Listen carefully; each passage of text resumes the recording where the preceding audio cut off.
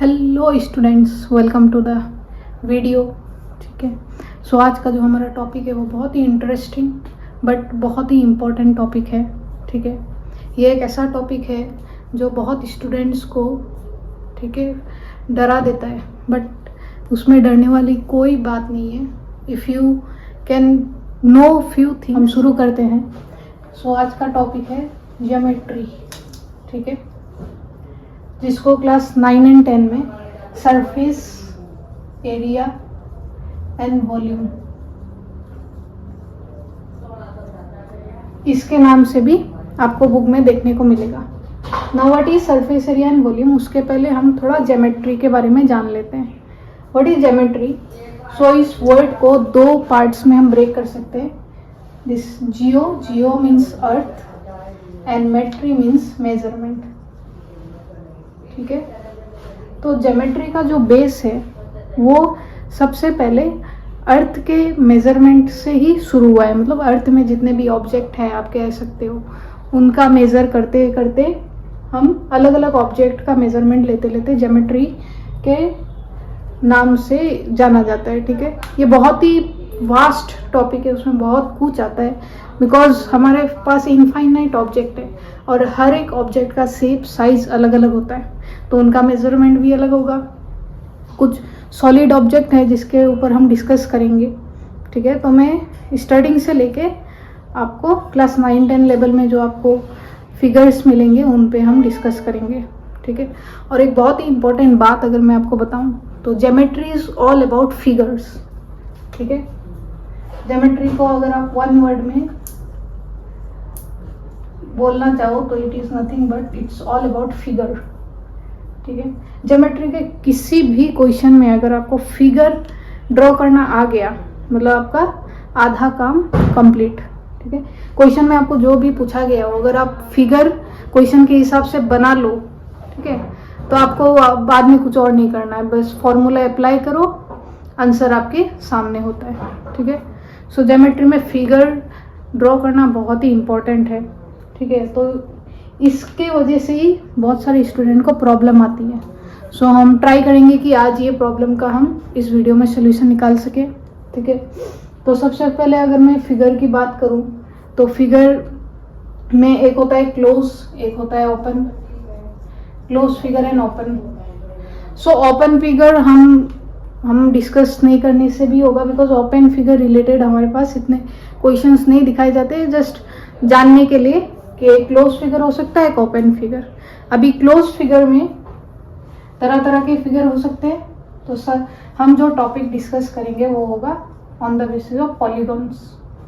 ठीक है, अभी पॉलीगॉन क्या है, एकदम सिंपल एग्जांपल अगर मैं दे के समझाऊं, it is nothing but n sided closed figure. What is polygon? N sided close figure. एक क्लोज फिगर होना पड़ेगा प्लस उसमें साइड होना पड़ेगा, दो चीज, close and side. Okay, for example आप ट्राइंगल ले लो।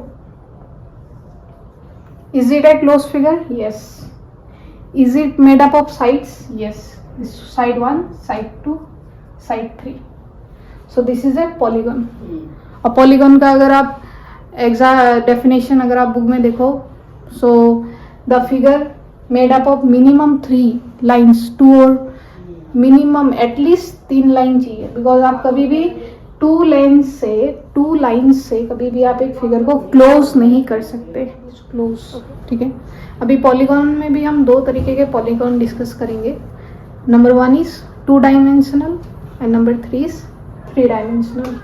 Okay, 2D and 3D। So 9 and 10 में आपको 3D डायग्राम्स के ऊपर डील करना पड़ेगा। क्लास 5, 6, 7 ये सब में आपको 2D के बारे में भी जानने को मिलता है। अगर आप कंफ्यूज हो रहे हो 2D एंड 3D में, तो मैं आपको सिंपल लैंग्वेज में समझा दूँ। 2D अगर कोई फिगर में सिर्फ 2 डायमेंशन हो, लाइक आप ले लो रेक्टेंगल। अभी एक रेक्टेंगल को मेजर करने के लिए आपको 2 तरीके की चीज़ें देखने को मिलेगी, one is length, other is breadth. तो ऐसे कुछ फिगर जिसमें 2 चीज़ों से ही उसका मेजरमेंट हम बता सकते हैं, उसे हम 2D फिगर बोल सकते हैं, 2 डायमेंशनल। बट अगर वो 3D फिगर है तो उसमें मिनिमम 3 डायमेंशंस यानी 3 ऐसी चीज़ें होंगी जो आपको मेज़र करना पड़ेगा। सो यही डिफरेंस है 2D एंड 3D में, ठीक है। सो 2D में जो जो फिगर्स आते हैं हम पहले उनका नाम लिख लेते हैं, ओके। सो 2D में number 1 triangle made up of 3 sides, square made up of 4 sides, फिर pentagon made up of 5 sides, hexagon 6 sides, heptagon 7 sides, octa 8, ठीक है। सो इतना नीचे हमें जाने की कोई ज़रूरत नहीं है, हमारा डिस्कशन का टॉपिक रहेगा अप टू 4 साइड में। अभी मैं आपको बता दूँ 4 साइड में भी तरह तरह के फिगर्स है, उन सभी को हम नाम दे सकते हैं क्वाड्रिलेटरल, ठीक है। Quadri, the word itself says 4 sided figure. Quadri क्या क्या पढ़ना पड़ेगा? Number 1 square, number 2 rectangle, number 3 trapezium, number 4 parallelogram, number 5 rhombus, ठीक है। सो स्क्वायर जहाँ पे ऑल 4 साइड्स आर इक्वल, ठीक है। All 4 sides are equal, all angles are 90 degree. Rectangle opposite sides are equal.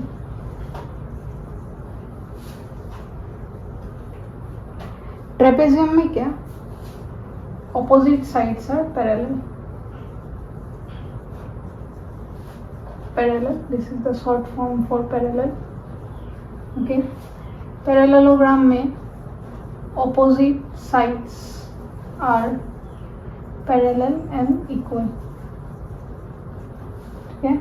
Rhombus में all sides are equal but angle not equal to 90 degree, ठीक है। So square का अगर मैं फिगर ड्रॉ करूँ,